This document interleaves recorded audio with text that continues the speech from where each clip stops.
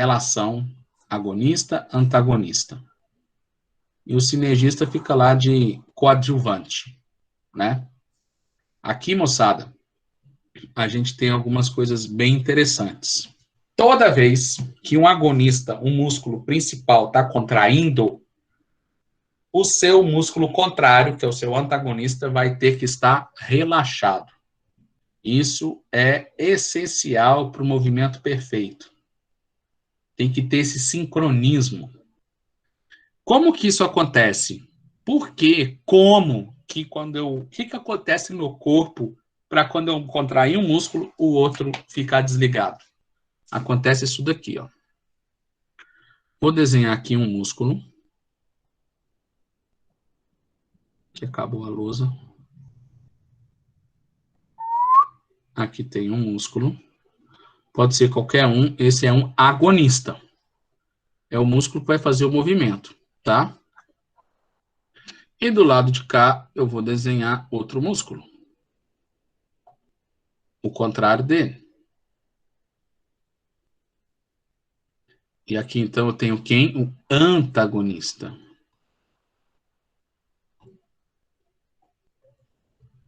Pronto. E aqui no meio, eu tenho ela, a poderosíssima, top das tops, a medula espinhal. Ó. Pronto. Aqui está a parte que é o chamado corno posterior, que é a parte que está virada para as costas. Aqui na frente, o corno anterior, a parte que está virada para frente do corpo, tá bom? Ok, deixa isso daí. E aqui em cima, o chefão, o cérebro. Tá lá, ó. Agora, dentro dos músculos, moçada, no ventre muscular, nós temos uma quantidade centenária, ou até milenar não, né? Com milhares de receptores. Os dois têm, todo músculo tem. Então, cada pontinho amarelo desse é um receptor, que fica na parte contrátil do músculo, estão vendo? Está no ventre, não está no tendão. Não pus nenhum pontinho amarelo no tendão. Esses receptores amarelinhos são os tão famosos fusos musculares.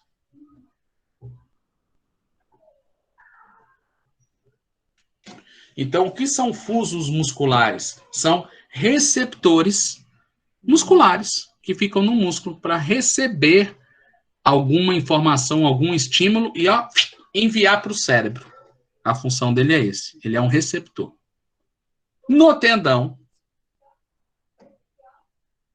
também existem um monte de receptores, ó, branquinhos. Aqui também tem. Aqui também tem. Aqui também tem. Os receptores que ficam presentes no tendão são os órgãos tendinosos de Golgi. OTG, como é chamado. São os OTGs. Então, se eu pergunto onde ficam os órgãos tendinosos de Golgi, eles vão ficar nos tendões. Fuso muscular vai ficar no músculo e ponto. Não vai existir fuso no tendão, nem OTG no ventre muscular. Ficou claro isso? Esses são os dois receptores musculares, né, de todo o sistema muscular. Um específico para o tendão e um específico para o ventre muscular. E esses dois bichinhos são os cara. Vocês vão ver a partir de agora e na aula do alongamento, então, se não tiver fuso e OTG, esquece. Pode mandar embora para casa, não tem o que fazer. Eles são sensacionais. Vamos lá. Esse músculo vai contrair. Esse aqui que eu estou mexendo a canetinha, tá? Ele é o agonista, não é? O agonista vai contrair. Quando o agonista contrair, deixa eu pegar aqui o amarelo de novo. O que vai acontecer? Quando esse músculo contrai, os receptores são estimulados, porque o músculo contrair, ele não vai encurtar ou estirar, né, ou vai mexer, né, independente se é isométrico, concêntrico ou excêntrico, o músculo vai gerar ali uma tensão. E essa tensão que o músculo gera estimula o receptor. E este receptor é ligado a quem? A um neurônio sensitivo, que eu falei naquele slide. Aferente, que ele vai levar a informação lá para a medula. Então, imagina que isso aqui é um bíceps. Na hora que o bíceps contrai, todos os receptores, ele é cheio de fuso. Cada fuso vai ser estimulado e vão todos excitar esse neurônio, tá? Pronto.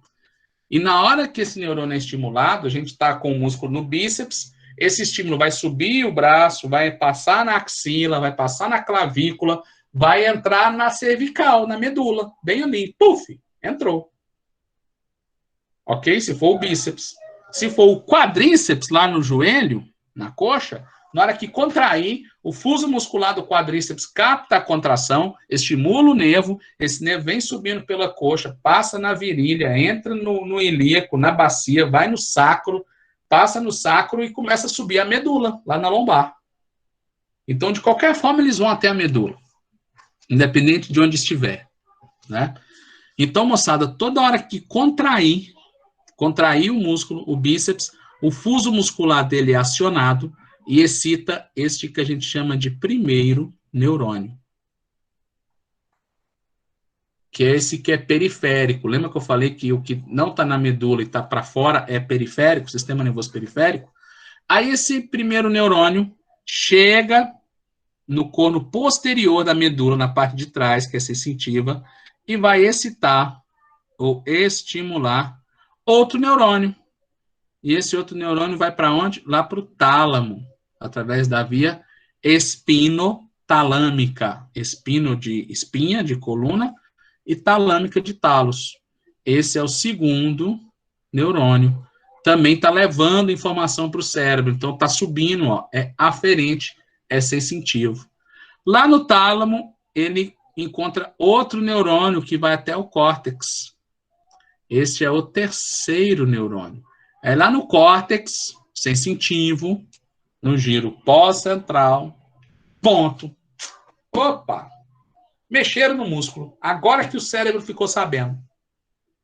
Quando a gente contrai o músculo, a gente não sente? Fecha o olho aí, mexe qualquer músculo, você vai sentir a contração dele. Por que você sente a contração do músculo, mesmo sem ver?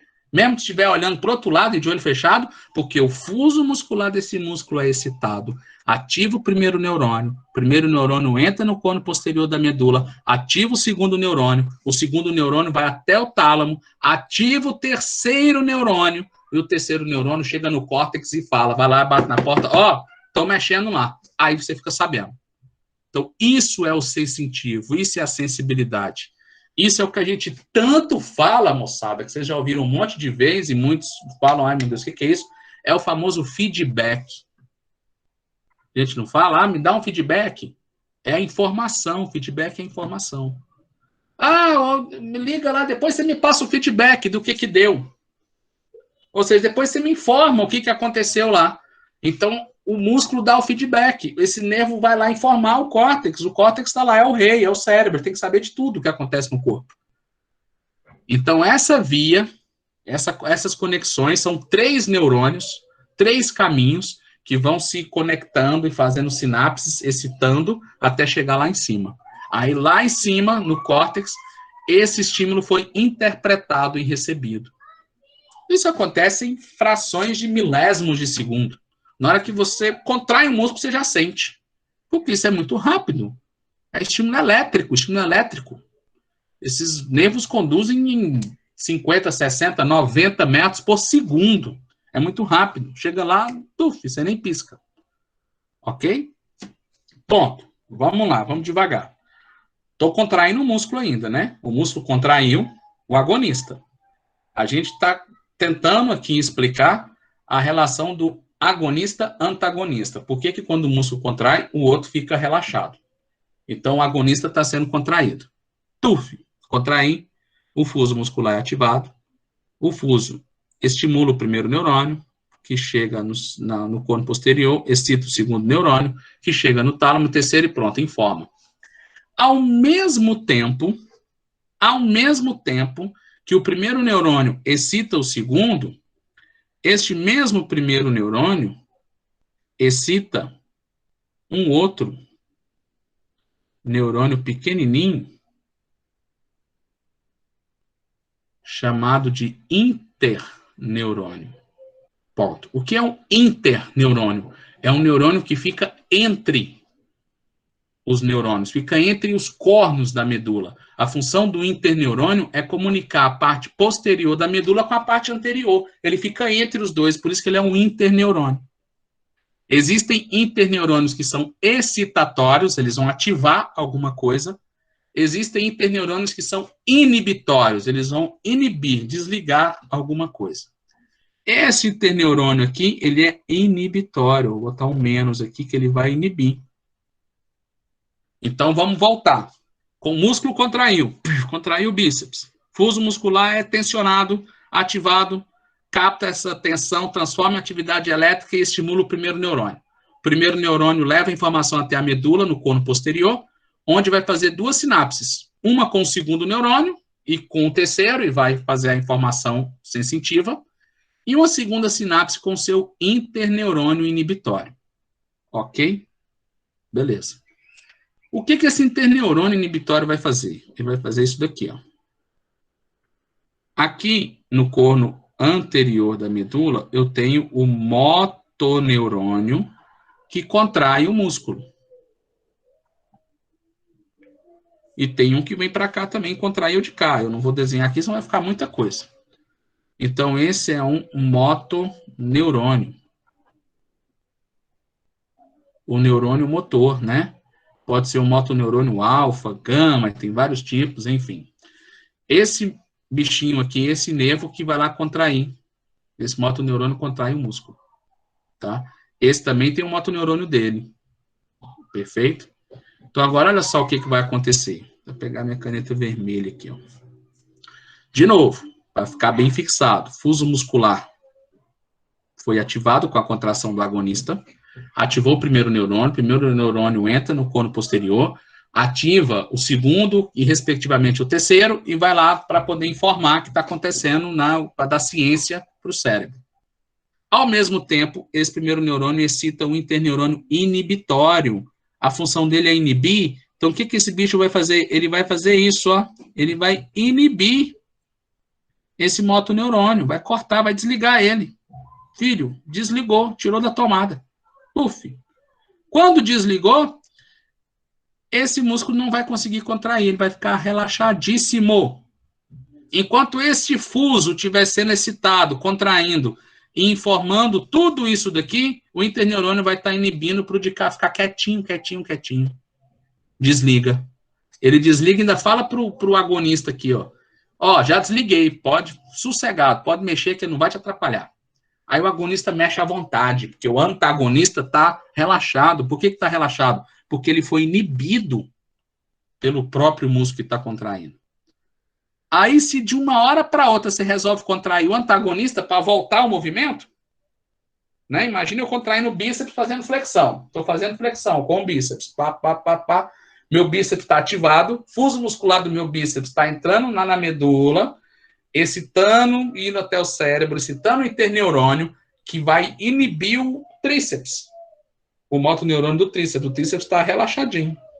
Aí, no meio do caminho, opa, não quero mais não, quero voltar. Para eu voltar, eu vou ter que contrair agora o tríceps para voltar. Aí, o fuso do tríceps, na hora que eu começo a contrair, ele é ativado, ele vai no cono posterior, excita o interneurônio inibitório, que vai cortar a contração do bíceps.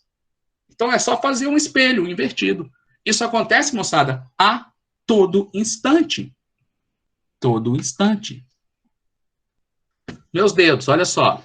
Faço flexão e extensão. Flexão e extensão. A gente não faz isso muito o dia inteiro, pegando, escrevendo, comendo, fazendo esses movimentos. Toda vez que você flexiona a falange, os músculos flexores de dedos são ativados, ativam seus fusos, os seus fusos inibem os extensores. Pronto. Aí, quando você volta, os extensores ativaram. O fuso dos extensores vão inibir os flexores. E aí, ponto. sempre vai acontecer essa inibição do antagonista. Quando não acontece, dá ruim, o movimento sai errado. Tem situações que não acontecem? Tem falhas. Tem patologias que mudam essa relação, certo?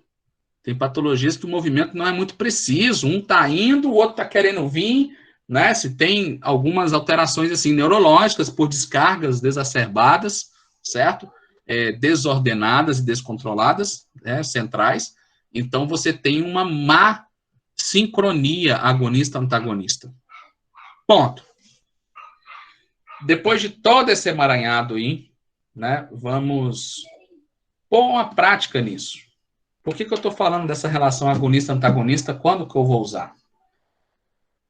Em alguns casos da terapêutica, a gente usa, até uma das formas técnicas de chamar isso daí que está no quadro, é a inibição recíproca, tá? Que é mexer em um para poder relaxar o outro. Então, se a sua função é relaxar um músculo, qualquer que seja, uma das formas de você relaxar ele é contraindo o seu músculo contrário, o antagonista dele. Pensa no que eu falei.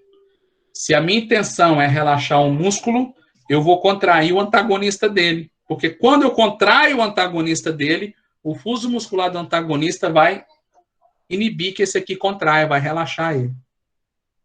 Então, se eu quero relaxar o quadríceps, eu devo contrair os isquios tibiais. Porque os isquios tibiais contraídos, o quadríceps vai estar paradinho, inibido, relaxado.